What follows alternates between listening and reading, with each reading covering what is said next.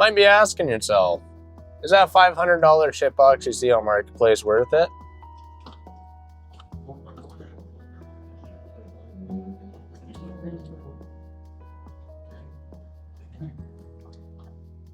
Definitely. I had to run to town today, so I figured I'd take you guys for a ride. I'm avoiding the highway, taking a bit of a scenic route to get to town. The humming noise you'll hear in this video is the passenger side wheel bearing. It's on the verge of death, and it has been for I don't know how long. It's not gotten any better with the way I've been driving this thing. After buying the car, I thought it would be a good idea to put it on the road for a little bit. Because the last time I drove anything with a 5-speed on the road, it's been a long time, honestly. Since I need a full-size truck, that left me with the option of Chevy at the latest. With the GMT 800, you can get a manual up until 2007, I believe. As much as I'd want one of those trucks, they are really hard to find, and I came across a Toyota, and I have no reason that I shouldn't have gotten that truck. Fits exactly what I needed to do and more, as well as being comfortable. So I got the truck I need, but to have another truck, it's just not been justified. Apart from not caring about the outside of the car, inside the car is very much the same story. I will not get in my truck with clothes that smell like barn. As somebody that works in a barn, that means I have to change very regularly, even if I gotta run to town for something quick, like I'm going to grab food or going to pick up parts if I'm working on my car. This has given me the opportunity where I can just hop in it and not care. Go run and grab what I need to do, and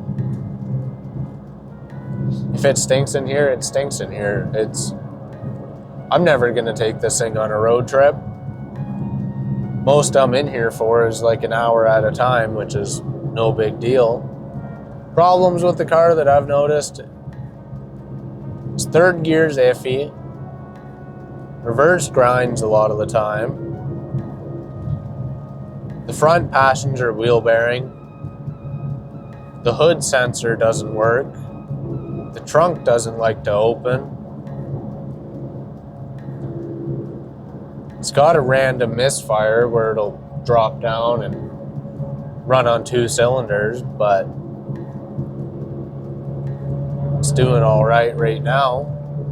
Seems to run better once it gets warm. Another thing is, it's kind of sketchy in traffic, but the throttle pedal just stops working every once in a while. You can't expect a perfect car when you're buying something off Marketplace, especially for the lowball offer of $500. I can't complain about this thing.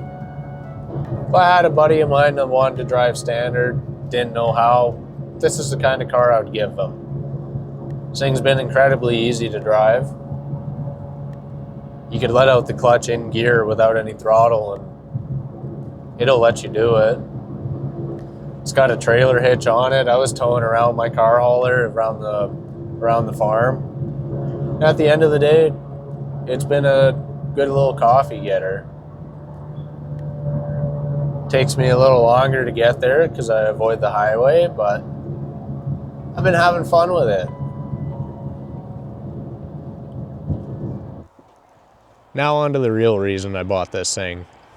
This is a 2011 Ford Fiesta, a stock 1.6 or 1.8, I'm not even sure what come in it. It's got a 5-speed manual. I'm assuming it's a non-LSD.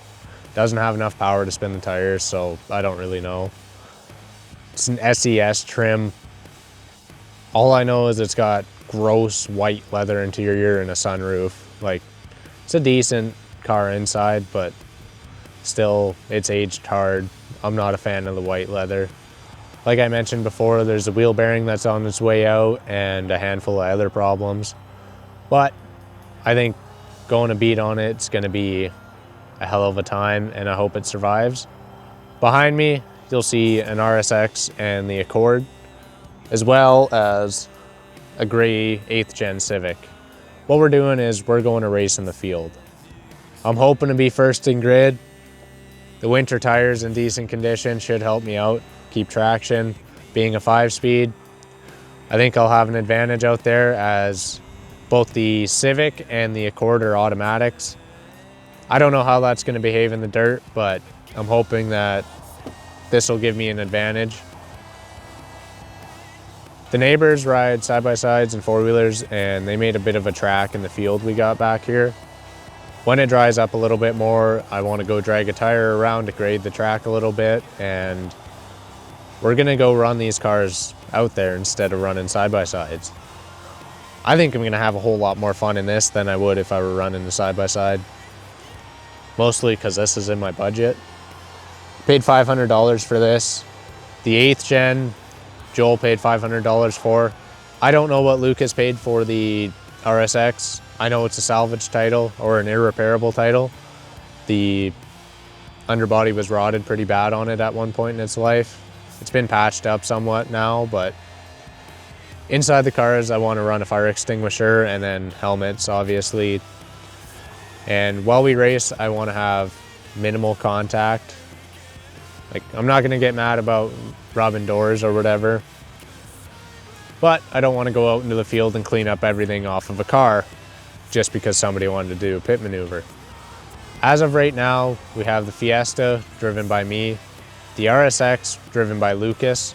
I think that's going to be my main competition. I feel as he's a better driver.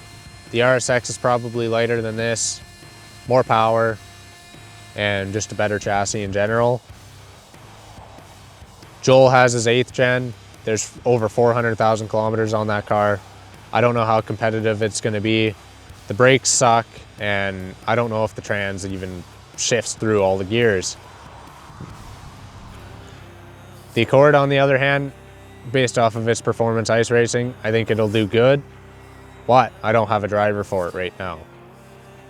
When it's all said and done, probably scrap the cars. I'll lose a couple $100 on this, but it's whatever. I'm gonna have a hell of a lot of fun. I've been driving it all week. I threw templates on it, and I've been having a blast. Sitting here, I got these 4 cars, and a buddy of mine, Lenio, picked up another 8th gen as well. I don't know what he's got into it.